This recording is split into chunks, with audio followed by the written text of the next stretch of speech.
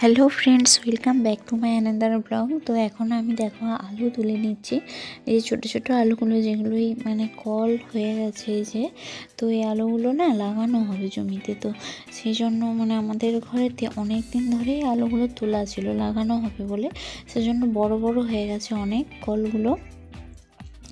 তো কালকে আলু লাগানোর কথা আছে। আর আমাদের দাদাভাই আমাকে ফোন করলো, সে ভাড়াই আছে, আমাকে ফোন করলো যে আলুগুলো কাটো। তো আলুগুলো কাটতে হবে, মানে যতগুলো কল আছে একটা আলুতে ততটা পিস করে কাটতে হবে।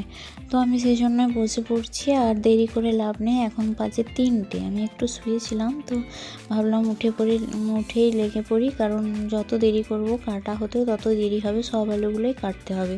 ওই 2 ঝোড়ার মতো আলু আছে হয়তো, এগুলো আমাকে কেটে দিতে হবে।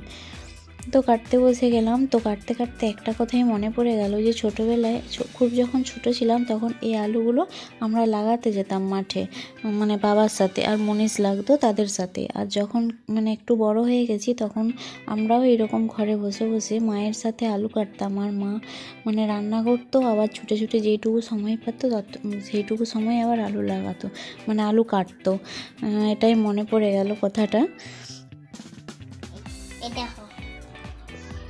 এটা মাটি নিয়েছি, এরকম করো, এরকম করে তুলতে হবে গ্লাসটা। বাহ, দারুণ হয়েছে। আবার এরকম করে ভরা যাবে। দেখো, হ্যাঁ দেখো, দেখি। বাহ, ম্যাজিক শিখে গেলি নাকি? বাহ, ম্যাজিক এটা। ও দেখ, নতুন ম্যাজিক করেছি। আচ্ছা, ঠিক আছে। তুমি মাটি ভরেছি। মাটিটা ভরে ম্যাজিক দেখাচ্ছ? ঠিক আছে।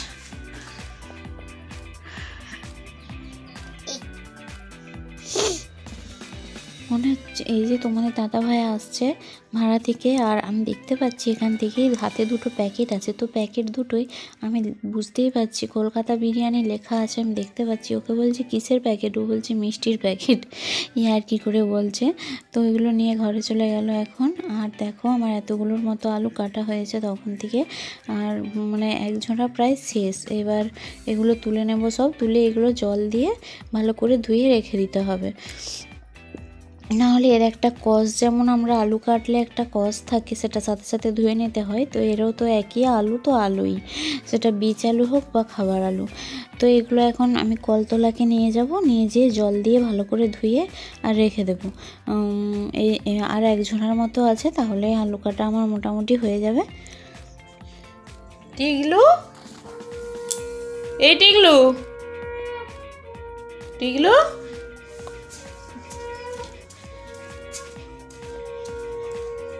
এই টিগলু,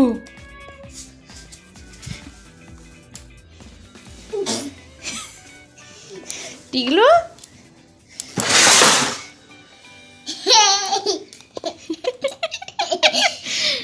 আমি খুঁজছি চারদিকে। তারপরে এখানে ঢুকেছি। ও, আমি যে ডেকেছি তুই তো এখন খুঁজে ঢুকে পড়েছিস ভিতরে। আমি তো হাসিটা শুনতে পেয়েছি খাটের তলা থেকে। বেরিয়ে আয় মশা, বেরিয়ে এসো। হ্যাঁ, তুই ভিতরে থাকবি? থাক। সে আলুটা কেটে রাখার পরেও আমার আবার এই যে যেই ছোঁড়া আলুটা ছিল, তো সেইটারও এতগুলোর মতো কাটা হয়ে গেছে। বেশিক্ষণ লাগবে না, হয়ে যাবে মোটামুটি 8টার মধ্যে মনে হচ্ছে হয়ে যাবে। আর আমার সত্যি কথা বলতে হাতের স্পিডটাই কমে গেছে। আগে আমি আরও একটু বেশি তাড়াতাড়ি কাটতে পারতাম, এখন তো খুবই কম হচ্ছে। আর ওর দাদা এনেছে এই যে পকোড়া, সেটা হাতে নিয়ে ছুটছিল এরকম। দেখো ভেজ পকোড়া দারুণ টেস্টি হয় খেতে। আর একটু তার সাথে আমি চা বানিয়ে আনলাম। তো চলো এগুলো এখন আমরা খেয়ে নিই। এই যে দেখো, ওকে আলাদা দিয়েছি, নাহলে গন্ডগোল করবে। আর চায়ের সাথে পকোড়াটা ডুবিয়ে খাচ্ছে। ওর হচ্ছে মানে অন্য স্টাইলের খাওয়া, নিজের পছন্দ মতো। তো সেই জন্য দেখো চাটাকে দিল উল্টিয়ে, দেখলে তো? এই হচ্ছে ছেলে, একটু হাত পাওয়ার মোটামুটি স্থির থাকবে নি, ব্যাস মনটি খারাপ হয়ে গেল। আবার ওকে একটু চা করে এনে দিই, নাহলে একদম অস্থির করে দেবে। কী ভাগ্যে পায়ে পড়েনি, আর এই যে আমরা এখানে মায়ের বেটাই খাচ্ছি, এই পাশে ওকে অন্যদিকে সরিয়ে দিয়েছি, গন্ডগোল করে সেই জন্যই। আর ও ওই পাশেই বসে বলছে আমি খাবো, তাই। তো এখন এখানে টিঙ্কুর সাথে আমি গল্প করছি আর আলু কাটছি। আর দেখো এই যে কেমন দরজার ফাঁক থেকে উঁকি ঝুঁকি মারছে। আর ওর বাবা তাই বলছে, বাবা তুমি ফাঁককে বেরাওনি, ঠান্ডা লেগে যাবে, এরকম করে কথা বলছে। আর তোমার দাদা ভাইয়ের জন্য কয়েকটা ওই ভেজ পকোড়া রেখে দিয়েছিলাম, তো সেটাই ও এখন খেয়ে নিচ্ছে। আর তার চাটা পড়েছিল, চাটা খায়নি, তো সেটা চাপা দেওয়া ছিল ওখানে, সেটাও খেয়ে নিচ্ছে। আলুটা কাটা শেষ হয়ে গেছে আমার। আর আমি এখন এখানটা একটু গুছিয়ে নেব।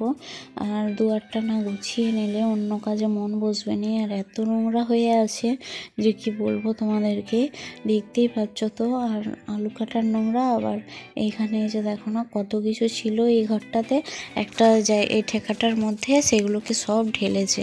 তো এগুলো থেকে আমি এখন কিছু কিছু বাদ দেবো, এটা আমার অভ্যাস। আর তোমাদের দাদাভাই থাকলে কি করতো জানো তো, সব কিছু গুছিয়ে রাখতো, বলতো না এটাও দরকার ওটাও দরকার, আমি যেটাই ফেলবো সেটাই নাকি তার দরকারে লাগে।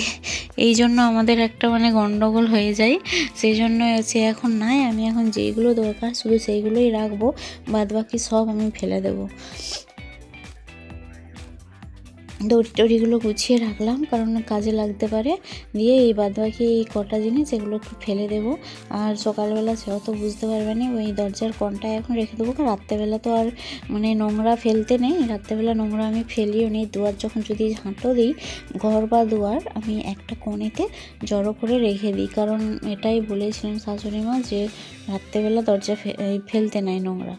মেয়েদের তো কাজের শেষ নেই, এক দফা কাজ শেষ হলো তো আবার এক দফা শুরু। এই যে রাত্রেবেলা রুটি খাবার কি করব, ওদের জন্য তো বিরিয়ানি এনেছে, আর যেটা এনেছে সেটা আমারও হয়ে যাবে। ছোটো ছেলেটা তো আর পুরোটা খেতে পারবে না, সেটা থেকে আমিও ভাগ বসাবো। আর ওই ভেবেই সে আনে, যদিও যে আমরা দুজনে একটা খাবো আর বড় ছেলে একটা খাবে। আর সে বিরিয়ানি ওইসব পছন্দ করেনি, তো তার জন্য একটু আলু বাটিয়ে দেবো আর রুটি করব। বেসিনটা মানে সকালবেলা যা মেজেছি তারপর থেকে একবারও মাজা হয়নি, আজকে একটু আমি ব্যস্তই ছিলাম। তো সেই জন্য মনে হচ্ছে আগে যেমন বেসিনটা পরিষ্কার করি, তারপরে আমি অন্য কাজে আবার হাত দেবো। রান্নাঘরটা ঢুকে যদি না একটু পরিষ্কার দেখি তাহলে আমার মাথাটা গরম হয়ে যায়, সত্যি কথা বলতে। আর সেই জন্য আমি বেসিনটা আগে পরিষ্কার করে নিলাম ভালো করে। তো দেখো এই যে এইভাবে পরিষ্কার করে নিয়েছি, এখন চকচক চকচক করছে একদম। আর তরকারিটা বসিয়ে দেবো এইখানেতে, আগে একটা গ্যাসেতে বসিয়ে দেবো, এটা একটা গ্যাসে হবে আর রুটিটা একটা গ্যাসে করে নেবো। এটা একটু আলু বাটিটা আমি প্লেন করি একদম, আর ওটাও খেতে ভীষণ ভালোবাসে। এটা হচ্ছে আলু বাটিটা একটু সরষের তেল, কাঁচা লঙ্কা, লবণ আর হলুদ দিয়ে বসিয়ে দেবো। ওটা গ্যাসটা একদম কমিয়ে দেবো, যেটা আস্তে আস্তে ফুটে ফুটে হয়ে যাবে। সেটা খেতে সে ভীষণ ভালোবাসে ও। তো এইভাবেই করে দেবো ওকে, আজকে অনেক দিন হয়নি। এটা হতে হতে এই দিকের গ্যাসটায় আমি একটু গরম জল বসিয়ে দেবো। করবো তো মাত্র 3টে রুটি, কতক্ষণ আর যাবে, একটুখানি জল গরম বসিয়ে দেবো, দিয়ে করে নেবো। আমি মুড়ি আনতে যাবো বলছিলাম, টিঙ্কু বললো মা দাও আমাকে, আমি এনে দিই। আর 8:30 বাজে, এখন দোকান বন্ধ হয়ে গেছিলো, তো ওদেরকে ডাকতে আবার ওরা খুলে দিয়েছিলো। যাই হোক, তো কালকে বৃহস্পতিবার, মানে চারদিক লাতা দেবো, তারপর অনেক কাজ আছে, পুজো করতেও দেরি হবে। মুড়িটা একদম বাড়ন্ত হয়ে গেছে, আমি কখনো এরকম একেবারে বাড়ন্ত হয়ে যায় তারপরে আনি, এটা কখনোই করি না, কিন্তু আজকে হয়ে গেছে ব্যতিক্রম, কিচ্ছু করার নেই। আর সেই জন্য এখান থেকে রাত্রেবেলায় আনালাম, কারণ সকালবেলা ওই সব সেরে আবার আনতে গেলে অনেকটা দেরি হয়ে যাবে। আমি ওকে বললাম দাঁড়া আমি পেঁয়াজ কেটে দেবো, হবে নি ওর, তোর মানে হয়নি। আর সেই জন্য ও নিজে পেঁয়াজ কাটতে বসেছে, দেখি কতক্ষণে কাটতে পারে, আর পুরোটা কাটতে পারে নাকি সেটাই দেখবো। আমি তাও বলেছি যে তুই 2টো পেঁয়াজ কেটে দেখা কেমন দেখছি, তারপর যদি কাটতে পারো বলাও আর কাজে করাও। একটা পেঁয়াজ কেটেছে, এবারে 2 চোখ ভরে নয়ন, 2 চোখে নয়ন কি বলে কথাটা, মানে 2 চোখ ভরে জল। তো আমি আবার কেটে দিলাম আর একটা পেঁয়াজ। দেখো এখানে টুকটুক করে খেলেই যাচ্ছে, পড়াশুনো নাই, ওই সব করে যাচ্ছে। আর ওদেরকে এখন খেতে দিয়ে দিলাম বিরিয়ানিটা দুজনকে। মানে বড় ছেলে খেতে শুরু করে দিয়েছে, এক মুখ ভরে দিয়েছে মুখের ভিতরে, যেমন মনে হচ্ছে কতকাল খাইনি। আর ছোটো ছেলেকে এই যে খাইয়ে দেবো।